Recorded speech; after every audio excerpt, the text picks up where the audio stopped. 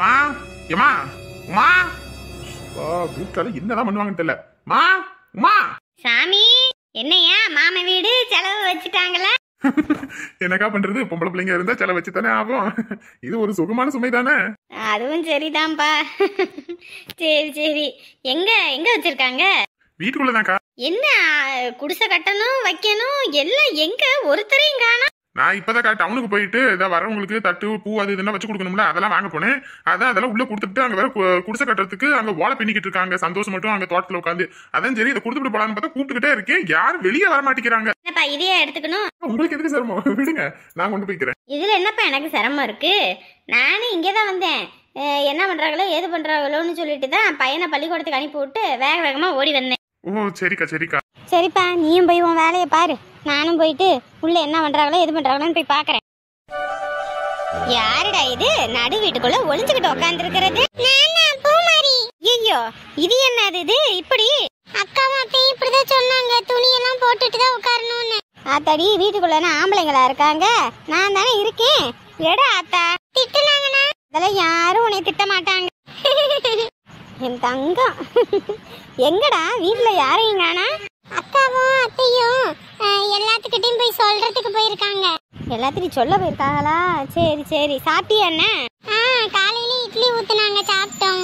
அரவிந்த் வரலையா? அரவிந்த் பள்ளிக்கூடம் போயிட்டான், சாயங்காலம் வருவான். சரி சரி. ஆமா மகன் எங்க? மகாவே ஆளை காணோம். அது அன்னைய ஊர்லயே விட்டுட்டு வந்தாச்சு. ஓஹோ, போன இடத்துல அம்முனி அவங்க அம்மா அப்பா வீட்டிலே இருந்துட்டாளா? சரி சரி, புள்ளத்தாச்சி பிள்ளைக்கு ஆசை இருக்க தானே செய்யும் பெத்தவங்க வீட்டில் இருக்கணும்னு. என்னதான் 1000 புருஷன் பார்த்தாலும் பெத்தவங்க வீடு தான் பொண்ணுக்கு சொர்க்கம். இருந்துட்டு வரட்டும். சரிடா தங்கம், நீ இரு, நான் இதெல்லாம் எடுத்துட்டு வந்திருக்காங்க என்னென்னு பார்த்து எடுத்து வைக்கிறேன். ஏம்மா நானும் உன் கூட வாரேம்மா, என்னையும் கூட்டிக்கிட்டு போயிருமா. யாரு 11வது பப்ளிக் எக்ஸாம் வேற இருக்குது, சும்மா வாரம் அடம் பிடிச்சிக்கிட்டு இருக்காத. ஏற்கனவே 10வது நீ எடுத்த மார்க்குக்கு உங்க அப்பங்கிட்ட ஏச்சும் பேச்சும் நான் வாங்கிட்டு தெரிஞ்சேன். மறுபடியும் நீ மார்க்கு குறைஞ்சி அங்க வந்து சுத்தி எதுக்கு சாமி, தேவையில்லாத வம்பு. நீ இங்க இருந்து இதை பாரு. அம்மா என்னம்மா இப்படிதாம்மா போன டைம் விட்டு நீ போன, இந்த அப்பா கிட்ட மாட்டிக்கிட்டு பெரும்பட போச்சு. என்ன அடி விழுந்துச்சு தெரியுமா? எம்மா என்னையும் கூட்டிட்டு போய்மா ப்ளீஸ்மா. எம்மா உத வாங்கிடுவ, ஒழுங்கா ஓடு, அப்புறம் நான் கடுப்பாயிருவேன். கிளம்பு. எம்மா ப்ளீஸ்மா, என்ன பார்த்தா உனக்கு பாமா இல்லையாமா? இல்ல அம்மா, நீ தாய் மாதிரி அம்மா பேசுற. நீ முதல்ல புள்ள மாதிரி நடந்துக்க, அதுக்கப்புறம் நான் உங்ககிட்ட தாய் மாதிரி பேசுறது இருக்கட்டும். உங்க அத்தைக்காரி வேற வந்திருக்கா, அவ வந்தா உங்க அப்பா கிட்ட சுரண்டிட்டு போகாம இருக்க மாட்டா. நான் இருக்கும்போது 30,000 சுரண்டிட்டு போனேன். அதுவும் இல்லாம போன தடவை வந்தா 1 லட்சம் வாங்கிட்டு போனேன். இந்த தடவை வந்திருக்கா, அதுவும் இல்லாம அவன் மேல கண்ணும் கருத்துமா இருக்கணும். நான் விசேஷன்றதுனாலதான் போனேன், இல்லைன்னா நான் போக மாட்டேன். உங்க அப்பா நான் அப்படியே சுரண்டி தள்ளிட்டு போயிருவேன். அதனால உங்க அத்தையை கண்ணு காணிக்கணுன்றதுக்கு ஒசரம் தான் உன்னை இங்க விட்டுட்டு போறேன். சரியா? இருந்து பாத்துக்க. என்ன ஸ்பையாமா? ஆமா நீ ஸ்பையி தான், போ. என்ன அப்பா வேற சமைக்கலன்னா திட்டுமா? அதான் உங்க அத்தை கறி இருக்கால, அதெல்லாம் சமைச்சிருவா. நீ நேரங்காலமா பள்ளிக்கூடத்துக்கு கிளம்பி போயிட்டு நேரங்காலமா வந்துட்டு உன் துணிமணியை நீ துவைச்சுக்க. அவங்க துவைப்பாங்கன்னு நீ பாட்டுக்கு கழட்டி போட்டுட்டு இருக்காத. நான் இருந்தா பிரச்சனை இல்லை, 2 நாள் வரைக்கும் பொறுப்பா இருந்து நீ தான் வீட்டை பாத்துக்கணும். சரி கிளம்பு, பஸ் எப்ப வருது என்னன்னு தெரியல, நான் பார்த்து கிளம்புறேன். நீ நேரங்காலமா வீட்டுக்கு போ. ஏம்மா ஒரு 200 ரூபா காசு கொடுமா. 200 ரூபா எதுக்குடி? ஏம்மா நீ 2 நாள் அங்கே போயிட்டேன்னா இந்த அத்தை ஒழுங்கா சமைச்சு கொடுக்கலன்னா அப்புறம் நான் பட்னியாலமா கிடக்கணும். எனக்கு நான் பட்னியா இருந்து எனக்கு ஏதாவது ஆயிப்போச்சுன்னா நீ வருத்தப்படுவல்லம்மா. வருத்தப்பட்டா ஆஸ்பத்திரி கூட்டிட்டு போய் ஊசி வேணா போடுறேன். 200 ரூபாய் காசு தர முடியாது, கிளம்பி போ. ஏம்மா நெசமா நீ பெத்தியா இல்லை என்னை தவிட்டுக்கு எதுவும் வாங்கிட்டு வந்தியாமா? குப்பை தொட்டில இருந்து தூக்கிட்டு வந்தேன், கிளம்படி. அம்மா போயிட்டு வரேன், பார்த்து பத்திரமா இரு. கடுகிட்ட பல 200 ரூபா வச்சிருக்கேன், எடுத்துக்க. செல்ல குட்டி அம்மா, பார்த்து பத்திரமா போயிட்டு வாமா. உனக்கு ஏதாவது ஒண்ணுன்னா என் மனசு தாங்காதுமா. அம்மனு போடி காமெடி பண்ணிக்கிட்டு இருக்காம. அம்மா வரும்போது ஏதாவது திங்க வாங்கிட்டு வாமா. சரி வாங்கிட்டு வரேன், போயிட்டு வா போ. 200 ரூபா எனக்கு வாங்கி திங்க. 200 ரூபா. அம்மா போயிட்டு வரேன். ஆட்டக்காரி ஆடாம போ. நம்மளும் அங்கே போயிட்டோன்னா இந்த பிள்ளையை என்ன பாடுபடுத்த போறாங்கன்னு தெரியலப்போ. சரி என்ன பண்ணுறது, கூட்டிகிட்டும் போக முடியாது, படிப்பு கெட்டு போயிடும். ஏற்கனவே படிப்பு அந்த லட்சணத்தில் இருக்குது. நம்ம இதுலேயும் கூட்டிகிட்டு போய் ஆட்டம் கட்டிக்கிட்டு இருந்தோம்னா அவ்வளோதான். இருக்கட்டும், இன்னொரு நாள் லீவுக்கு கூட்டிகிட்டு போய்க்கலாம். என்ன மகா, என்ன முடிவு எடுத்திருக்க? நீ சத்தியமாக சொல்கிற நீ, எனக்கு என்ன பண்ணுறது ஏது பண்ணுறதுன்னு சுத்தமாக ஒரு ஐடியாவும் இல்லை. எனக்கு அவங்கள நினச்சி அங்கே போகிறதா இல்லை இவங்க இப்படி பேசுகிறாங்க இங்கே இருக்கிறதா, எனக்கு என்ன பண்ணுறதுனே ஒன்றும் புரியல அண்ணி. மகா, உண்மையை சொல்லப்போனால் முழுக்க முழுக்க எல்லா தப்பும் என் மேலே தான் இருக்குது. அந்த பிள்ளைய நம்பி குழந்தைய கொடுத்தது ஏன் தப்பு. என்ன சின்ன பிள்ளை ஆசைப்பட்டு கேட்டா, அதுவும் குழந்தைங்கன்னா எந்த குழந்தைக்கு தான் பிடிக்காம இருக்கும். அதான் நம்பி கொடுத்தேன், அப்படி ஆகிப்போச்சு. அதுக்கு இவங்க இப்படி ஒரு பிரச்சனை பண்ணுவாங்கன்னு நினச்சி கூட பார்க்கல. அதுலேயும் எனக்கு ஒரு கவலை என்ன ஆகிப்போச்சுன்னா, நம்ம பிள்ளைக்கு கூட நம்ம இருக்கோம், துடிச்சு போயிருச்சுன்னொன்னையும் அப்பா அம்மாவை நம்ம போய் அடிக்க போயிட்டோம். ஆனால் அந்த குழந்தைக்கு அப்படி யார் இருக்கா? அவங்க அண்ணன் தானே இருக்கான். இவரும் போட்டு வயிற்றுலேயே அந்த மிதி மிதிச்சாரு. எனக்கே அப்படியே ஒரு மாதிரி நடுங்கி போயிருச்சு. கொலை நடுங்கிருச்சுன்னா சொல்லு, அப்படி ஆகிப்போச்சு. அந்த மிதி மிதிச்சு அதுலேயே அந்த பிள்ளைக்கு இப்படி ஆகிப்போச்சு. இது வேறு ஏதாவது ஒன்று ஆகி போயிருந்தா என்ன பண்ணுறது?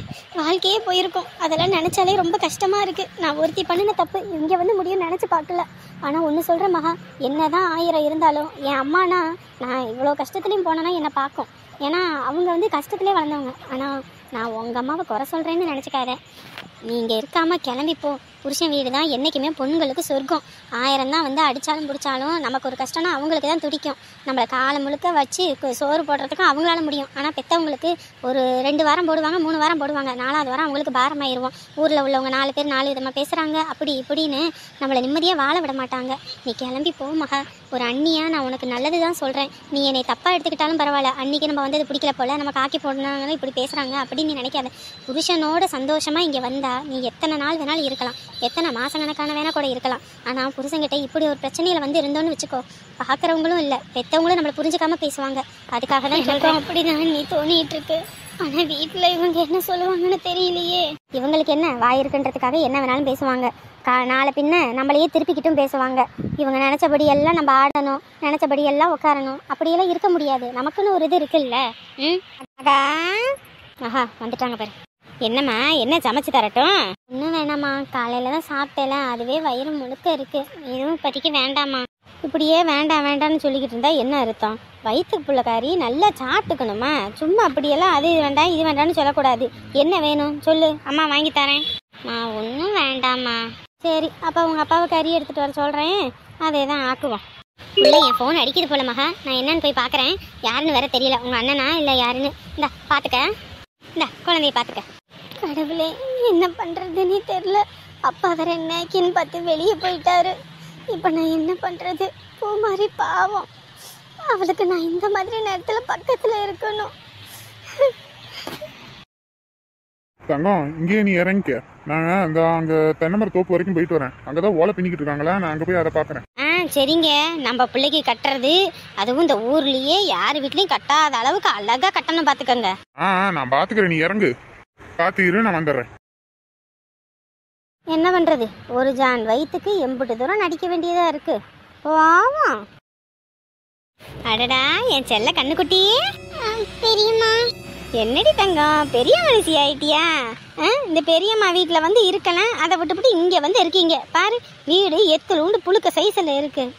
நம்ம வீடு அங்கே கடல் மாதிரி கிடக்குது, அங்கே வந்து இருக்கிறத விட்டுவிட்டு இருக்கீங்க. எங்கள் வீட்டில் யானையும் காணோம். யார் பூமாரி? இவளா?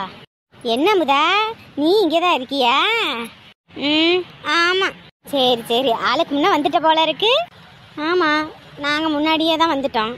அங்கே நம்ம வீடு அங்கே கடல் மாதிரி கிடக்குது, அங்கே வந்து விசேஷம் பண்ணலான்னு சொல்கிறேன், கேட்க மாட்டிக்கிறாங்க. நெஞ்சே அப்படியே எரியுது. அல்சர் ஆகிது இருக்க போது மாத்திரையை போடு. அப்படியே திருப்பிக்கிட்டு போகிறத பற்றியா மூஞ்சும் மொகர கட்டையும். என்ன சந்தோஷ், பின்னிட்டியா? அவ்வளோதையா, இது ஒரு ஓலை தான், நான் பின்னி முடிச்சிட்டேன். நானும் அங்கே போயிட்டு அங்கே தண்ணி ஊற்றுறதுக்கு துணியெல்லாம் கொண்டு வர சொல்லணுமாம்லே, அவங்க வீட்லேயும் போய் சொல்லிட்டு வந்துட்டேன் என்னென்ன இதுன்னு. அதனால அந்த வேலையெல்லாம் முடிச்சாச்சு. அங்கே ஊர்லேயே எல்லாத்தையும் சொல்லியாச்சு. என்ன மகாவுக்கு ஃபோன் பண்ணி சொன்னியா? என்னப்பா, என்ன வேலை முடிஞ்சுதா? என்ன வாங்க வாங்க, எல்லா வேலையும் முடிஞ்சுது. தப்பா எடுத்துக்காதீங்கப்பா, நான் தான் நம்ம வீட்டு விசேஷம் முன்ன வந்து நிற்கணும். ஆனால் என்ன பண்ணுறது, நம்ம நேரம் முன்ன வர முடியல. தப்பா எதுவும் எடுத்துக்காதீங்க. ஏன்னா நம்ம பெரிய பையன் வீட்டை விட்டு போயிட்டாங்க. அதனால அந்த பையன் எங்கிட்டு போனா ஏது போனான்னு தெரியல. அது ஒரு பைத்தியக்காரன். இப்போதான் கூட்டிட்டு வந்து ஒழுங்கா இருந்தான். திருதுப்புன்னு வீட்டை விட்டு போறேன்னு எங்கிட்ட கிளம்பி போயிருக்கான். அவனை தேடி அலையவும் பெருதா போச்சு. அதான் வர முடியல. அது எல்லாம் வந்தாச்சு. உங்க அம்மாவை அங்கே விட்டு வந்துட்டேன். அவ பெரியம்மா எல்லாத்தையும் பார்த்துக்கிட்டு இருக்கா. சரிங்க பெரியப்பா. சரி வாங்க, இங்க எல்லா வேலையும் முடிஞ்சுது. அங்கே வாழை தார் மட்டும் ஒன்று அறுக்கணும், அறுத்துட்டு வந்துருவோமா? வாங்கப்பா போவோம். மகாவுக்கு ஃபோன் பண்ணுவோமா வேண்டாமா? மகா என்ன நினைப்பான்னு வேற தெரியலையே. ஹலோ ஃப்ரெண்ட்ஸ் அண்ட் ஃபேமிலி, எல்லோரும் எப்படி இருக்கீங்க? நிச்சயம் எல்லோரும் நலமாக இருப்பீங்க நம்புகிறோம். ரொம்ப நாளுக்கு அப்புறம் ரொம்ப மாதத்துக்கு அப்புறம் நான் வந்து வீடியோவில் பேசுகிறேன். எல்லாருமே வந்துட்டு வீடியோஸ் வந்து நீங்கள் தான் ப்ராப்பராக போட்டுட்டு இருந்தீங்க, இப்போ நீங்களும் வீடியோ ப்ராப்பராக போடுறதில்ல அப்படின்னு சொல்லிட்டு நிறைய பேர் சொன்னீங்க. அதுக்கு எல்லாமே என்கிட்ட ரீசன் இருக்குது. ஆனால் ஒவ்வொருத்தர்கிட்டையுமே வந்துட்டு நான் ரீசனை சொல்ல முடியாது. ஏன்னா என்னோடய பர்சனல் லைஃப்பில் நிறைய இஷ்யூஸ் நடந்துருச்சு. அதை எல்லாமே நான் மறந்து அதுலேருந்து கொஞ்சம் வெளியே வரத்துக்கு எனக்குமே கொஞ்சம் டைம் ஆகுது. அதனால தான் கொஞ்சம் பொறுத்துக்கோங்க. நான் இனிமேல் கொஞ்சம் ரெகுலராக வீடியோஸ் அப்லோட் பண்ணுறதுக்கு ட்ரை பண்ணுறேன். எல்லாத்துக்குமே தெரியும் எனக்கு குழந்தை இல்லை அப்படின்றது. எனக்கும் கல்யாணம் ஆகி 7 வருஷம் ஆச்சு.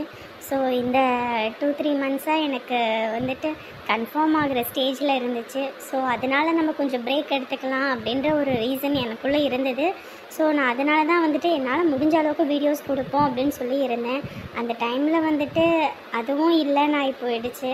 ஸோ அது நான் ரொம்ப எக்ஸ்பெக்ட் பண்ணேன். இந்த வருஷம் நமக்குமே வந்துட்டு நம்மளை நம்பி ஒரு ஜீவன் வரப்போகுது இந்த உலகத்துக்கு அப்படின்னு சொல்லிட்டு ஃபேமிலியில் எல்லாருமே எக்ஸைட்டடாகவே இருந்தோம். ஏன்னா இத்தனை வருஷம் வரப்போகுது, கழித்து வரப்போகுது அப்படின்போது அது ரொம்ப நமக்கு ப்ரீசியஸான கிஃப்டாக இருக்கும். குழந்தை இல்லாதவங்களுக்கு அந்த வழி தெரியும். ஸோ அது இல்லைன்னு ஆகும்போது அதிலிருந்து என்னால் மீண்டு வர முடியல. ஸோ அது எப்படி சொல்கிறதுன்னு எனக்கு தெரியல. அந்த வழியிலேருந்து என்னால் எதையுமே கான்சென்ட்ரேட் பண்ண முடியல. சரி, ஓகே, இல்லைன்னு ஆயிடும்போது அதை பற்றி நம்ம யோசிக்கக்கூடாது, அவ்வளோதான். கடவுள் கொடுக்கணும்னு நினச்சா தானே கொடுக்க முடியும் அப்படின்னு சொல்லி இருந்தேன். அந்த டைமில் வந்து என்ன ஆகிப்போச்சு அப்படின்னா, என்னோடய மாமனாருக்கு வந்து அடுத்து அதுலேருந்து மீண்டு வர்றதுக்குள்ளே என் மாமனாருக்கு ஹெல்த் இஷ்யூஸ்னு அவர் படுத்துட்டார். ஸோ அவருக்கு ஆப்ரேஷன் அது இதுன்னு சொல்லிட்டு அந்த டென்ஷனில் அங்கே ஓடிட்டுருக்கிறதா. இல்லை இப்போ நம்ம ஹோட்டல் பிஸ்னஸ் ஸ்டார்ட் பண்ணியிருக்கோன்னு எல்லாத்துக்குமே தெரியும். ஸோ நான் அதை வந்து மெயின்டைன் பண்ணி பார்க்கணும். ஹஸ்பண்ட் வந்துட்டு மாமனார் அவரை பார்க்க போயிட்டனால நான் இதையும் பார்க்கணும். ஸோ வீடியோவும் மெயின்டைன் பண்ணணும், வீட்லேயும் வேலை பார்க்கணும் அப்படின்போது இது ஃபுல் அண்ட் ஃபுல் வந்து ஓவர் ஸ்ட்ரெஸ் ஆயிடுச்சு. எல்லா மிடில் கிளாஸ் ஒய்ஃப்க்குமே இருக்கிற ஒரு இஷ்யூ தான். நான் இதை வந்துட்டு மேற்கோள் காட்டி எல்லாம் சொல்ல விரும்பலை. என்னோடய body condition and mind set எல்லாமே வந்துட்டு இதுலேயே ஓடிட்டுருக்கனால என்னால் ஸ்டோரியிலுமே வந்து கான்சென்ட்ரேட் பண்ணவே முடியல.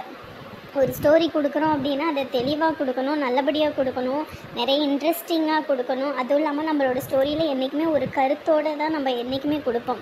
சும்மா கடமைக்கே பார்த்தாங்க இதுலேருந்து எதையும் தெரிஞ்சுக்கணும், சும்மா சிரிச்சோமா போனோமான்னு இருக்கக்கூடாது, கடந்து போகக்கூடாதுன்னு நான் நினைப்பேன். அதில் ஒரு கருத்தை அவங்களோட லைஃபுக்கு போய் சேரணும், இந்த மாதிரி வாழ்க்கையில் இருக்கக்கூடாது அப்படின்னு சொல்லி நம்ம கொடுப்போம். ஸோ என்னால் அந்த கதையும் வந்து கான்சன்ட்ரேட் பண்ண முடியாமல், லைஃப்லேயும் கான்சன்ட்ரேட் பண்ண முடியாமல் ஏதோ கடமைக்கேன்னு கொடுக்கக்கூடாதுன்னு நான் யோசித்தேன்.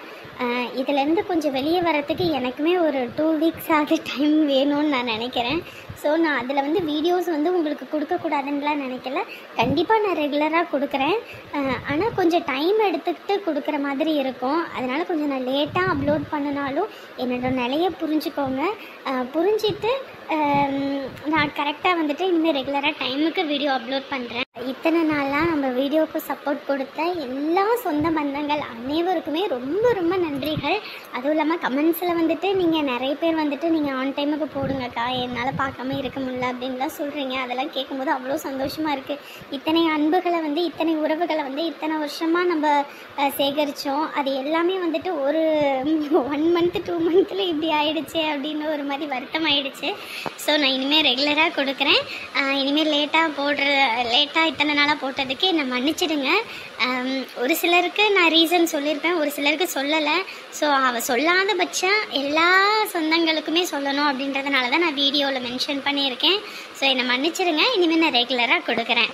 மாற்றம் ஒன்றே மாறாதது. இனி வாழ்க்கையில் எல்லா மாற்றமும் நல்லதாக அமையணும்னு நான் கடவுள்கிட்ட பிரார்த்தனை பண்ணிக்கிறேன்.